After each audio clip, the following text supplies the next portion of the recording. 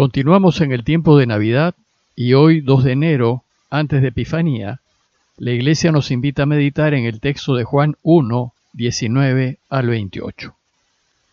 Pero hoy la Iglesia también recuerda a dos grandes santos del siglo IV, a Basilio el Grande y a Gregorio de Nacianzo. Basilio y Gregorio eran amigos y vivieron casi en la misma época, entre el primer concilio de Nicea, del 325, y el segundo concilio de la Iglesia en Constantinopla, del 381. Ambos estudiaron juntos en Atenas. Poco antes del nacimiento de ambos, el emperador Constantino había suspendido las persecuciones contra la Iglesia y le había permitido libertad de culto y de reuniones. Y una de las primeras cosas que hizo la Iglesia gracias a su nueva situación fue aclarar y definir los fundamentos de su fe. Entonces el emperador Constantino convocó el primer concilio de la Iglesia Universal en Nicea, y en ese concilio se definió que Jesús, además de ser verdadero Dios, es verdadero hombre. De esta manera el concilio condenó la herejía del sacerdote Arrio, que sostenía que Jesús no es Dios, sino una criatura de Dios, aunque la más excelsa, decía. Pero un grupo de la Iglesia que apoyaba a Arrio no quedó satisfecha con la decisión del concilio y se propuso combatirla.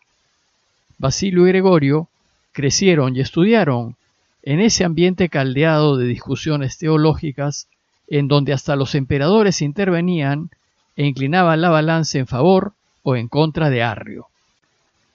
Basilio y Gregorio, ambos sacerdotes y después obispos, se dedicaron a combatir la herejía arriana, que produjo enormes heridas y que casi destruyó a la Iglesia Universal. Gregorio estuvo movido por una profunda claridad interior, y Basilio mismo dice que un día, como si despertase de un sueño profundo, volví mis ojos a la admirable luz de la verdad del Evangelio, y lloré por mi miserable vida. Ambos defendieron la fe del Concilio de Nicea, que sostiene que Jesús, además de ser verdadero hombre, es verdadero Dios. Y sus enseñanzas sirvieron de base para la declaración del siguiente concilio, el de Constantinopla, en donde la Iglesia definió, sin dudar ni poder dudar, la divinidad de Jesús y puso fin a la herejía arriana. Por su defensa de la fe, aún en contra de los emperadores romanos, ambos son reconocidos santos, tanto en la Iglesia católica, la occidental, como en la Iglesia ortodoxa, la oriental. Y ahora, retomando nuestra reflexión de hoy, les leo el texto citado. Este fue el testimonio de Juan cuando los judíos enviaron desde Jerusalén sacerdotes y levitas a Juan a que le preguntaran: ¿Tú quién eres? Él confesó sin reservas: yo no soy el Mesías. Le preguntaron: ¿entonces qué? ¿Eres tú Elías? Él dijo: no lo soy. ¿Eres tú el profeta? Respondió: no. Y le dijeron: ¿quién eres? Para que podamos dar una respuesta a los que nos han enviado. ¿Qué dices de ti mismo? Él contestó: yo soy la voz que grita en el desierto, allanen el camino del Señor, como dijo el profeta Isaías. Entre los enviados había fariseos y le preguntaron: ¿entonces por qué bautizas si tú no eres el Mesías, ni Elías, ni el profeta? Juan les respondió: yo bautizo con agua, pero en medio de ustedes hay uno que no conocen, el que viene detrás de mí, y al que no soy digno de desatarle la correa de la sandalia. Eso pasaba en Betania, en la otra orilla del Jordán, donde estaba Juan bautizando.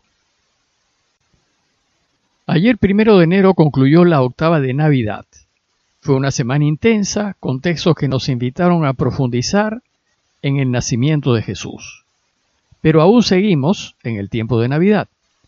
El siguiente momento clave en este tiempo navideño es la solemnidad de la Epifanía, que se celebra el segundo domingo después de Navidad. Y el tiempo de Navidad termina el tercer domingo después de Navidad con la fiesta del bautismo de Jesús. Ahora bien, entre el 1 de enero y Epifanía, la Iglesia nos invita a reflexionar en el primer capítulo del Evangelio de Juan, que trata del testimonio de Juan el Bautista en favor de Jesús y de la llamada de sus primeros discípulos. Es decir, reflexionaremos en lo que sucedió antes de que Jesús empiece a proclamar el reinado de Dios. Hoy la Iglesia nos invita a meditar en el testimonio de Juan. Y es así como empieza el relato de hoy. Este fue el testimonio de Juan cuando los judíos enviaron desde Jerusalén sacerdotes y levitas a Juan a que le preguntaran: ¿tú quién eres? En el Evangelio de Juan, el hecho de dar testimonio es muy importante. Para dar testimonio no basta escuchar de oídas. Es necesario ser testigo presencial y directo de los hechos de los que va a dar testimonio. Y aquí Juan, con autoridad, va a dar testimonio de Jesús para que puedan creer en él. Y su primer testimonio es ante las autoridades religiosas del pueblo. En este caso, ante los sacerdotes y levitas. Los levitas eran aquellos judíos que estaban al servicio del templo. Eran como una especie de diáconos. Aquí la delegación oficial de Jerusalén es enviada donde Juan para averiguar quién es él.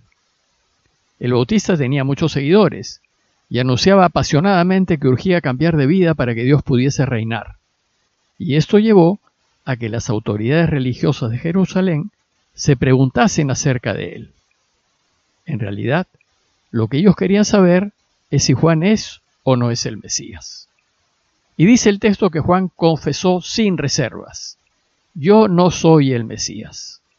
El Bautista niega tajantemente serlo. Y entonces se suceden una serie de preguntas a fin de conocer la identidad de Juan.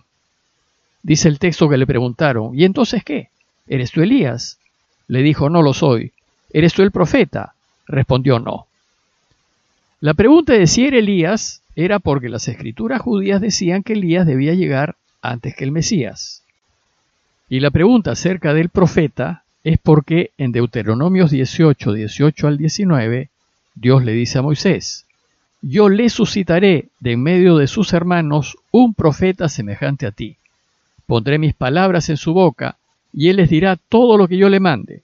Si alguno no escucha mis palabras, las que ese profeta pronuncie en mi nombre, yo mismo le pediré cuenta de ellos.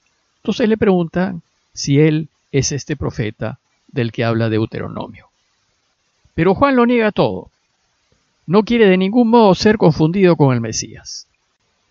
Es una característica del Evangelio de Juan mostrar al Bautista como un hombre de enorme humildad. Entonces los oficiales, desesperados ante las negativas de Juan, le dicen: dinos entonces quién eres, para que podamos dar una respuesta a los que nos han enviado. ¿Qué dices de ti mismo? Los que los habían enviado parecen ser las máximas autoridades de Israel, es decir, el sumo sacerdote y su entorno, que seguramente andaban intrigados y cuestionados por lo que decía y hacía el Bautista. Y entonces Juan dio testimonio de sí mismo y les dijo: yo soy la voz que grita en el desierto, allanen el camino del Señor, como dijo el profeta Isaías. Aquí el Bautista se identifica como esa voz profética de la cual nos habla Isaías en 43. Una voz clama en el desierto: abran camino al Señor, tracen en la estepa una calzada recta a nuestro Dios. Y al hacerlo les indica que en él se está cumpliendo lo anunciado por Isaías. Eso significa que él es un testigo cualificado. Pero lo importante de la voz es lo que dice. Y lo que dice es que su misión es preparar al pueblo para la llegada del Mesías. Y decir que grita en el desierto es decir que desgraciadamente lo que dice caerá en saco roto, que no le harán caso y que no se prepararán para la venida del Mesías. Y el que esté anunciando que hay que prepararle el camino al Mesías solo indica que el Mesías está muy cerca. El texto dice que entre los invitados había fariseos, es decir, ese grupo de judíos muy conocedores de las escrituras judías y muy estrictos en su observancia. Y estos le reclaman: entonces, ¿por qué bautizas si tú no eres el Mesías, ni Elías, ni el profeta? Para ellos, lo que dicen las escrituras es lo que se tiene que cumplir. Y si Juan no es ninguno de aquellos que anuncian las escrituras, ¿por qué habla? ¿Para qué bautiza? Para ellos lo único que está haciendo Juan es confundir. Entonces nos dice el texto que Juan les respondió: yo bautizo con agua, Pero en medio de ustedes hay uno que no conocen, el que viene detrás de mí, y al que no soy digno de desatar la correa de la sandalia. Juan anuncia que el Mesías ya llegó y que está en medio de ustedes. Pero ellos no lo van a reconocer ni se darán cuenta, porque miran con otros ojos. Ellos esperan ver a un Mesías lleno de riquezas, de poder y de gloria. Pero el Mesías de Dios no es así. Es más bien discreto y pasa desapercibido. Por eso les dice que está en medio de ustedes, pero ustedes no se dan cuenta. Y además les dice que es mucho más grande que él, y es tan grande. Les dice que no soy digno de desatar la correa de su sandalia.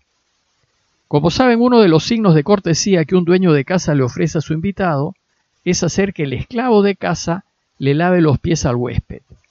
Pero aquí Juan nos dice que no solo no es digno de lavarle los pies, sino que ni siquiera es digno de desatarle la sandalia, que es un paso previo antes de lavarle los pies. Con esto Juan quiere indicarles que el Mesías, el que esté en medio de ellos, es demasiado grande. Finalmente, el relato concluye con una mención del lugar en el que se encontraban. Dice: esto pasaba en Betania, en la otra orilla del Jordán, en donde estaba Juan bautizando. Se trata de otra Betania distinta a la Betania que quedaba a 3 kilómetros de Jerusalén y en donde vivían Lázaro, Marta y María. Esta Betania quedaba en el desierto de Judea, a más de 30 kilómetros de Jerusalén, en donde bautizaba Juan. Pidámosle pues al Señor que seamos capaces de reconocer a ese Dios con nosotros en las pequeñas y en las ordinarias cosas de la vida. Parroquia de Fátima, Miraflores, Lima.